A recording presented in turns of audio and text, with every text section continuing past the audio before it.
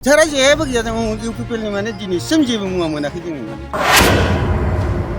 प्रमद बर' दैदेननाय UPPL सरकारनिफ्राय 4 बोसोर जाब्लाबो जेबो अनसुंथाइ मोनाखै। जेरा जेबो गैया जों इउपिपिएलनि माने दिनैसिम जेबो मुवा मोनाखै जोङो बेखौ नायफिनाखै। क'क्राझार लकसभा बियाबाव खाम्फा बरगयारिखौ भट होनो रायजो राजाफोरा साखाफारा।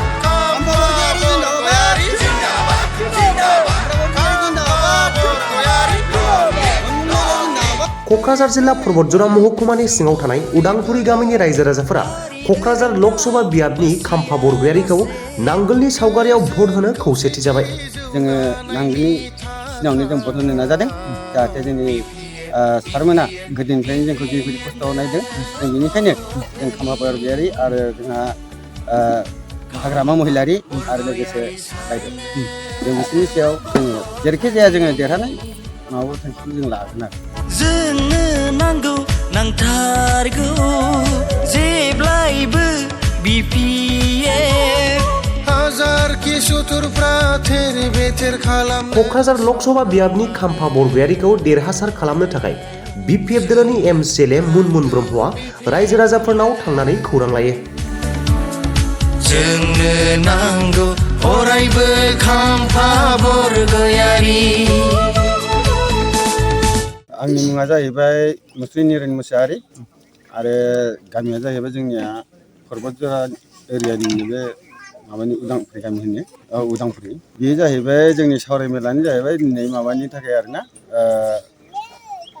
मा होनो बे इलेक्सननि थाखाय जों दा एबारनि बिसायख'थियाव भट होनायनि थांखियानो जाहैबाय जों रायजो राजा गासिबो खौसेथि जानानै जों जेसेबांखिनि खौसे दङ जोङो नांगोलनि सिनावनो जों भट होनो नाजादों जाहाथे जोंनि सारमोना गोदोनिफ्रायनो जोंखौ जिबायदि खस्थ' नायदों जों बेनिखायनो जों खाम्फा बरगयारि आरो जोंहा हाग्रामा महिलारि आरो लोगोसे बायदेव जों बिसोरनि सायाव जोङो जेरैखि जाया जोङो देरहानाय माबा थांखिखौ जों लागोन आरो जेरा जेबो गैया जों इउपिपिएलनि माने दिनैसिम जेबो मुवा मोनाखै जोङो माने जोंखौ नायफिनाखै जों जेबो मोनाखै जों इउपिपिएल सरकारखौ जों सानदोंमोन माने बायदिसिना होगोन खोमा होननानै नाथाय जों जेबो मोनाखै आरो हाग्रामा महिलारि जिन्दाबाद जिन्दाबाद जिन्दाबाद हाग्रामा महिलारि जिन्दाबाद जिन्दाबाद जिन्दाबाद खाम्फा बरगयारि जिन्दाबाद जिन्दाबाद जिन्दाबाद खाम्फा बरगयारि जिन्दाबाद जिन्दाबाद जिन्दाबाद मुनमुन मैरा जिन्दाबाद जिन्दाबाद जिन्दाबाद जिन्दाबाद जिन्दाबाद जिन्दाबाद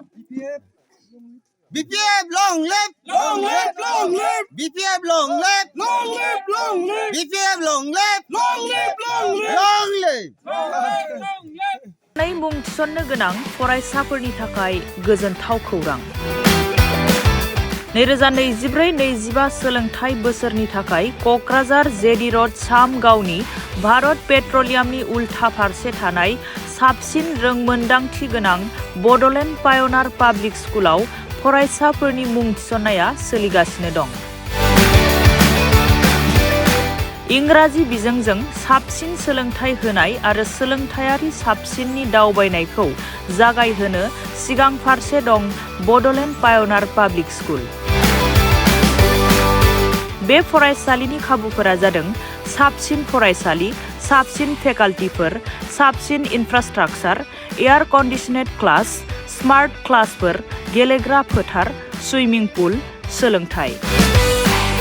गुवार गेलेग्रा फोथार गोनां फरायसालियाव गावनि रोंगौथिखौ दिन्थिफुंनाय आरो नोंथांनि गोहोखौ सुइमिं पुल सुबिदाजों जाफुंसारनायाव गोजावहो।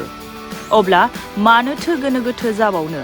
थाबैनो नैबे कन्टेक्ट 6901253728 नम्बराव सुलाद लाना गावनि फिसानि इयुननि गोजों सोरांखौ दानानै होनो मुं थिसननो थाखाय खौरां लाहरदो। बड'लेण्ड पाय'नार पाब्लिक स्कुल क'क्राझार थं क'क्राझार सामगाव भारत पेट्रलियामनि